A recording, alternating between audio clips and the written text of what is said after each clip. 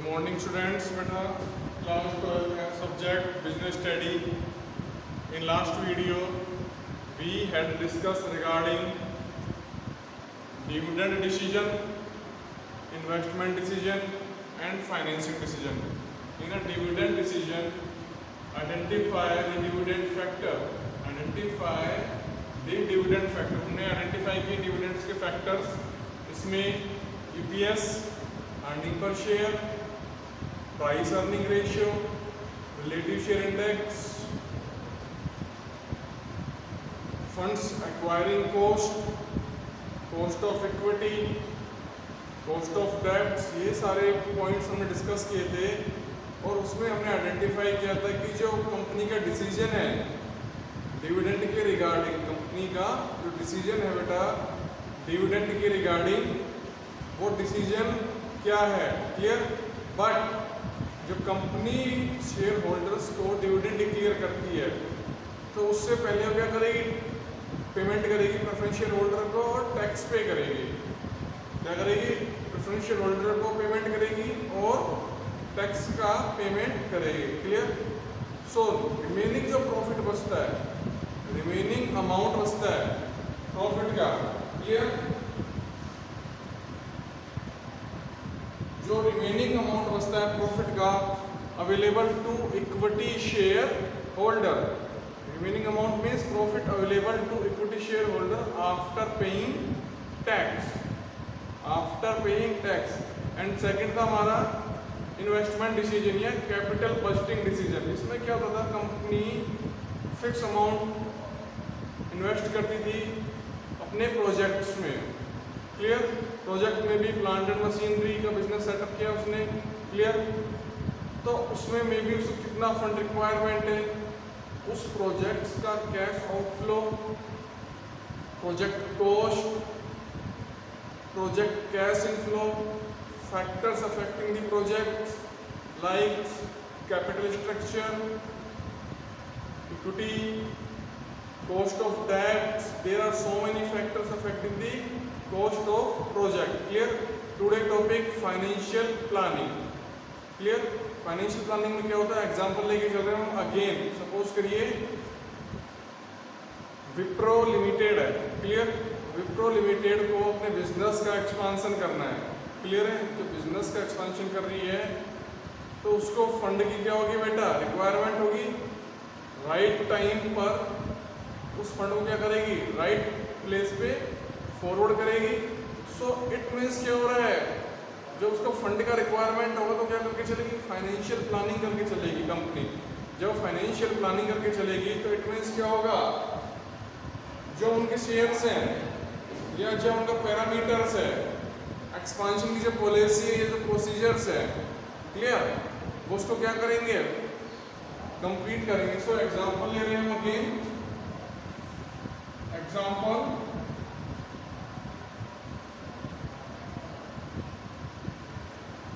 Wipro limited है, ठीक है। सो ये क्या कर रही है, यूनिट्स का एक्सपांशन कर रही है, क्या कर रही है, एक्सपांशन, ठीक है बेटा। अब इसके लिए इसको क्या चाहिए, 500 करोड़ का रिक्वायरमेंट है, 500 करोड़ का रिक्वायरमेंट है, क्लियर। विप्रो लिमिटेड है, उसको एक्सपांशन करना है, अपनी फर्दर एक ब्रांच ऑपरेट करनी है। इसके रिगार्डिंग कंपनी को 500 करोड़ का रिक्वायरमेंट है, तो क्या करके चलेगी कंपनी, एट दिस मोमेंट क्या करेगी, एट दिस मोमेंट क्या करेगी, वो financial planning, financial planning, clear. So financial planning करती है, मीन्स क्या है, उसने अपने सोर्स ऑफ फंड फिक्स कर लिया, आइडेंटिफाई कर लिया कि हमें 100 करोड़ रुपए तो रेज करने हैं इक्विटी के रिगार्डिंग, क्लियर।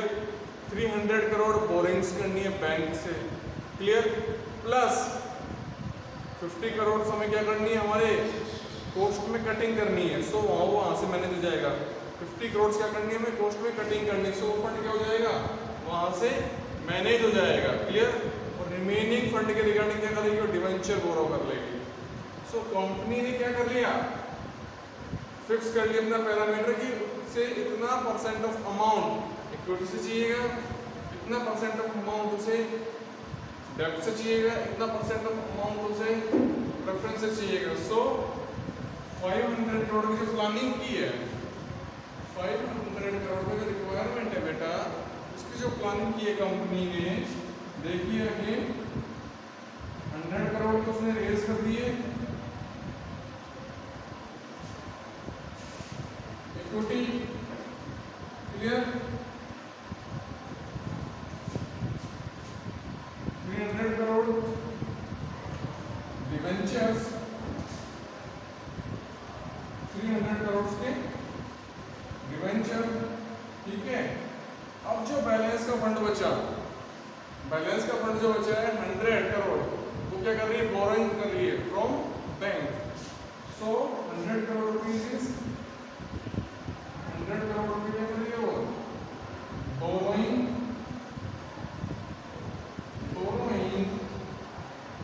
From bank.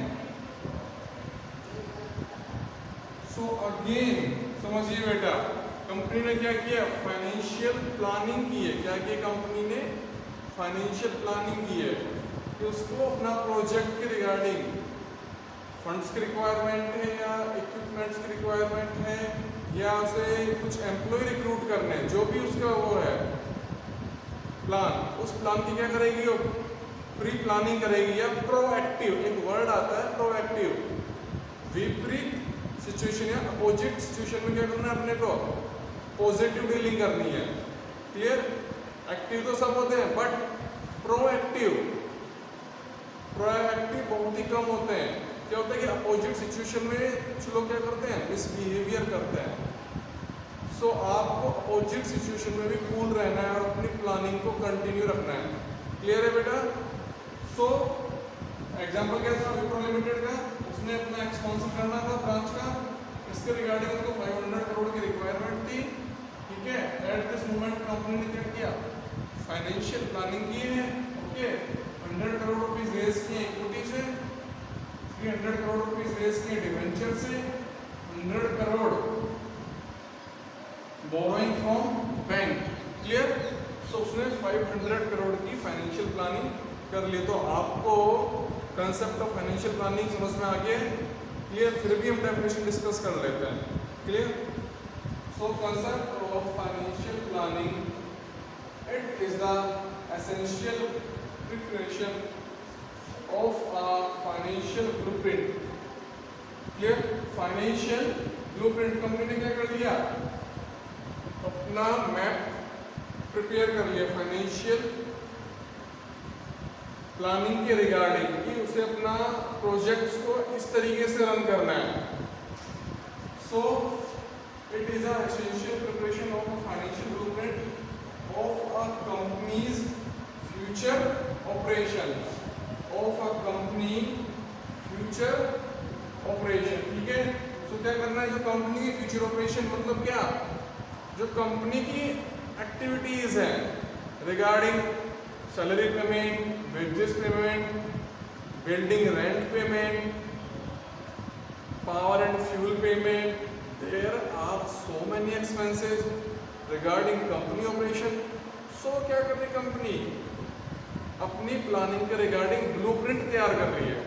अपनी प्लानिंग के रिगार्डिंग क्या कर रही है बेटा, वो ब्लूप्रिंट प्रिपेयर कर रही है। क्लियर। सो इससे क्या होगा, उसको क्या नहीं होगी, प्रॉब्लम क्रिएट नहीं होगी। मैं सपोज करिए प्रोडक्शन प्लान चल रहा है, प्रोडक्शन प्लान में अगर राइट टाइम पे रॉ मटेरियल अवेलेबल है, प्रोडक्शन प्रोसेस में राइट टाइम पर अगर रॉ मटेरियल अवेलेबल है तो प्रोडक्शन प्रोसेस क्या होगा, स्मूथली चलेगा। अगर रॉ मटेरियल अवेलेबल नहीं है तो क्या होगा,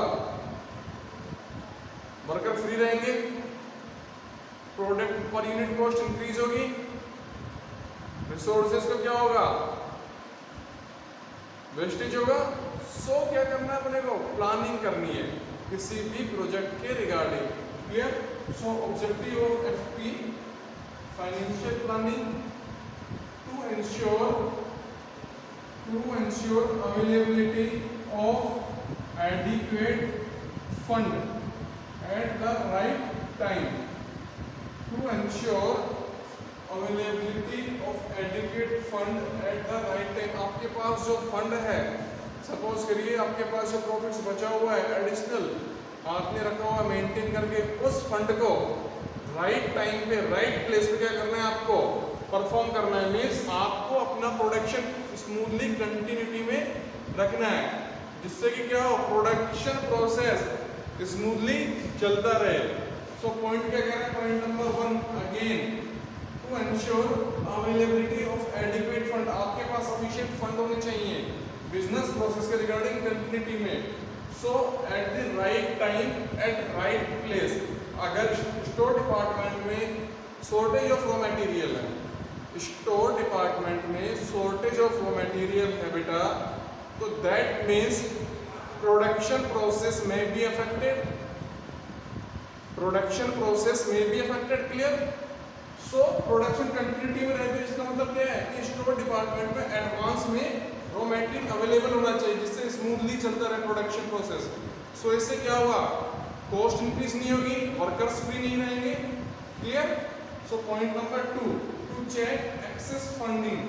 मीन्स आपने जो रिसोर्सेज से फंड कलेक्ट किए हैं उनमें से अगर आपके पास सिचुएशन के अकॉर्डिंग कोई फंड एक्सेस में है, सो कंपनी की ड्यूटी बनती है जो हायर पोस्ट पे वर्कर्स हैं, जैसे एमडी वगैरह हैं, सीईओ हैं, चाहे चीफ एग्जीक्यूटिव ऑफिसर्स हैं, मैनेजिंग डायरेक्टर्स हैं, ये बोर्ड ऑफ डायरेक्टर्स हैं, उनकी ड्यूटी क्या बनती है, उस फंड का बेस्ट वे में मैक्सिमम यूटिलाइजेशन करें, बेस्ट वे में मैक्सिमम यूटिलाइजेशन करें।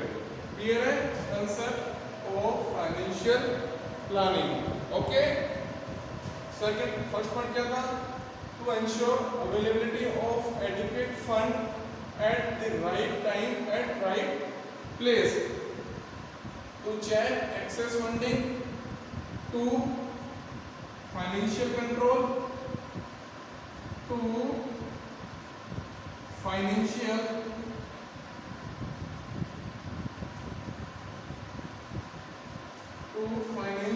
Control. Again point number 3, financial control in the sense, देखिए हमने एग्जांपल लिया था प्रोडक्शन प्रोसेस का। प्रोडक्शन प्रोसेस सपोज करिए न्यूज़पेपर का प्रोडक्शन हो रहा है, ठीक है, तो स्टोर डिपार्टमेंट में जो न्यूज़पेपर्स हैं उनकी रील्स अवेलेबल होती हैं। सो जो सुपरवाइजर है उसकी ड्यूटी बनती है कि वो उस रील का फुल कंजम्पशन करे। क्लियर। फिर ही स्टोर डिपार्टमेंट से सेकेंड रील इशू कराए।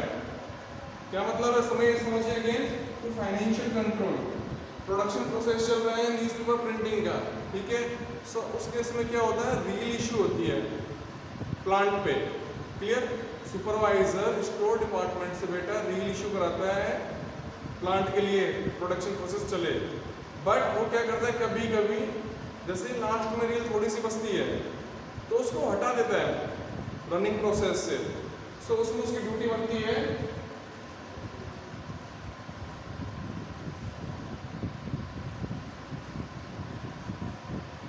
ये सभी को, to financial control. Next point, help to eliminate wasteful effort. क्या करना है अपने को, रिसोर्सेज का वेस्टेज मिनिमाइज करना है। सो इसके लिए क्या करनी होगी, हमें स्ट्रिक्ट रूल्स एंड रेगुलेशंस क्या करना होंगे, अप्लाई करने होंगे ऑर्गेनाइजेशन में। Okay. Helps in coordination, point number 4, helps in coordination. जब पर्सन्स के बीच में इजीली वे में काम चलता रहेगा तो उनके बीच में कॉन्फ्लिक्ट क्रिएट नहीं होगा। जब कॉन्फ्लिक्ट क्रिएट नहीं होगा तो उनका पॉजिटिव परफॉर्मेंस जाएगा। क्या जाएगा बेटा, पॉजिटिव परफॉर्मेंस चलेगा। क्लियर। जब पॉजिटिव परफॉर्मेंस चलेगा तो अल्टीमेटली उस उसके इंटरनल फीलिंग क्या होगी, पॉजिटिव होगी। जब उसके पास एक पॉजिटिव वाइब्रेशन जनरेट होगी तो उसका मन क्या करेगा, यार मैं अपने ओनर के लिए अच्छा वर्क करके चलूँ, मैं अपने ओनर के लिए बेस्ट परफॉर्मेंस दूँ, जिससे क्या हो, ओनर हैप्पी रहे। और उससे क्या होगा, अल्टीमेटली उस वर्कर को क्या होगा, आफ्टर सम टाइम बाद may be promotion, may be increment. Clear? So 4 points, first, second, third and fourth helps in coordination.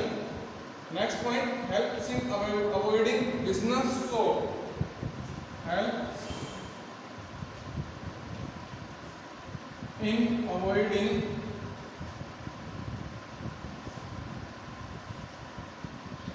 business. So, business. So, क्या हो रहा है, अगेन समझिए।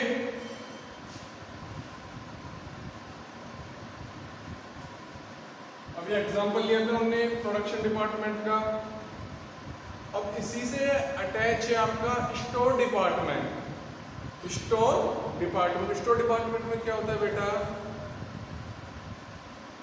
डेली रूटीन के regarding different types of material store department में store होते हैं, जैसे स्टेशनरी हो गया, क्लियर, या प्लांट के मैन्युफैक्चरिंग प्रोसेस के रिगार्डिंग इक्विपमेंट हो गए। सो स्टोर डिपार्टमेंट से टाइम टू टाइम इश्यू होता है मटेरियल प्लांट पे, at cash department, at production department, at marketing department. क्यों? क्योंकि स्टोर डिपार्टमेंट में डिफरेंट टाइप्स के गुड्स स्टोरेज होते हैं, जो एज पर रिक्वायरमेंट क्या होती है, इश्यू होता है। और स्टोर डिपार्टमेंट में जो पर्सन है, वर्कर है, वो क्या करता है, स्टोर लेजर प्रिपेयर करता है। क्या करता है बेटा, स्टोर लेजर प्रिपेयर करता है। क्लियर है सभी को, यस या no? To helps in avoiding business. So अगर वहां पर एडवांस में मटेरियल अवेलेबल है तो क्या होगा, वर्क रुकेगा नहीं, मीन्स वो प्रोडक्शन प्रोसेस है वो रुकेगा नहीं। या स्टोर डिपार्टमेंट्स ने जो इशू किया प्लांट पे, या मैन्युफैक्चरिंग डिपार्टमेंट में, या मार्केटिंग डिपार्टमेंट में, कैश डिपार्टमेंट में जो मटेरियल रिक्वायरमेंट चाहिए था वो उसने सेम टाइम पर इशू किया है, तो इससे क्या होगा, प्रोडक्शन प्रोसेस स्मूथली चलेगा, कैश डिपार्टमेंट में वर्क स्मूथली चलेगा, मार्केटिंग डिपार्टमेंट में वर्क स्मूथली चलेगा। क्लियर? सो इससे कहीं ना कहीं क्या हो रहा है, जो प्रॉब्लम क्रिएट हो रही थी वो सोल्व हो गई है। क्या हो गई है बेटा, सोल्व हो गई है। क्लियर? सो हमने डिस्कस किया है फाइनेंशियल प्लानिंग। फर्स्ट हमने एग्जांपल डिस्कस किया था अभी विप्रो लिमिटेड का। क्लियर? ये कंपनी को अपनी एक फर्दर ब्रांच का एक्सपांशन करना है, उसे फर्दर एक ब्रांच ऑपरेट करनी है। करंट ब्रांच का एक्सपांशन कर रहा है या फर्दर वो एक नई ब्रांच ऑपरेट कर रहा है। सो उस केस में कंपनी को 500 करोड़ का रिक्वायरमेंट था। सो एट दिस मोमेंट कंपनी क्या करके चलती है, एडवांस में फाइनेंशियल प्लानिंग करके चलती है। क्या चलती है, एडवांस में फाइनेंशियल प्लानिंग करती है। क्लियर? जब एडवांस में फाइनेंशियल प्लानिंग करेगी सो वो क्या करेगी, आइडेंटिफाई करेगी कि उसके रिसोर्सेज हैं, फंड के रिसोर्सेज हैं, जैसे इक्विटी, डिवेंचर, प्रेफरेंस और बोरिंग फ्रॉम बैंक। तो वो आइडेंटिफाई करेगी कि उसकी एक्वायरिंग कॉस्ट ऑफ फंड या acquiring cost of each fund identify करेगी। आफ्टर दैट जिसकी एक्वायरिंग कॉस्ट मिनिमम आएगी उस फंड को, उस फंड से रिसोर्सेज क्या करेगी, वो कलेक्ट करेगी। क्लियर है? सो इसमें अगेन हम डिस्कस करते हैं importance of financial planning. Importance of financial planning. So इसमें point number 1, preparation of future challenges. Preparation of future challenges, जो भी फ्यूचर्स में कंपनी को फ्यूचर्स में जो भी पैरामीटर्स या जो भी चैलेंजेस या प्रॉब्लम्स आएंगी जो फेस करनी है, उसके रिगार्डिंग क्या करेंगे, एडवांस में प्री डिटरमाइन या प्रोएक्टिव बेसिस पे क्या करेंगे, प्लान करके चलेंगे। और ये कंपनी के लिए क्या है, कंपनी के लिए क्या है, बेस्ट ऑप्शन है। क्यों? अगर वो एडवांस में प्लानिंग करके चलती है, सो इट मीन्स वो अपने ऑब्जेक्टिव्स को achieve with in specified period, achieve objective with in a specified period. Clear है सभी को? यस या नो? सो बेटा नोट करिए ये topic financial planning.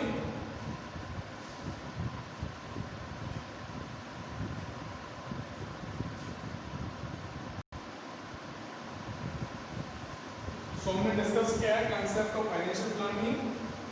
It is the essential preparation of a financial blueprint of a company future operation. Clear? Again objective, certain points in screen पे। Objective of financial planning, first to ensure availability of adequate fund at the right time. Right time पे क्या करना है, वो funds को क्या करना है, प्लेस करना। अगर आपके पास है सफिशिएंट है to check excess funding. Third to financial control. Fourth helps in coordination and last helps in avoiding business shock.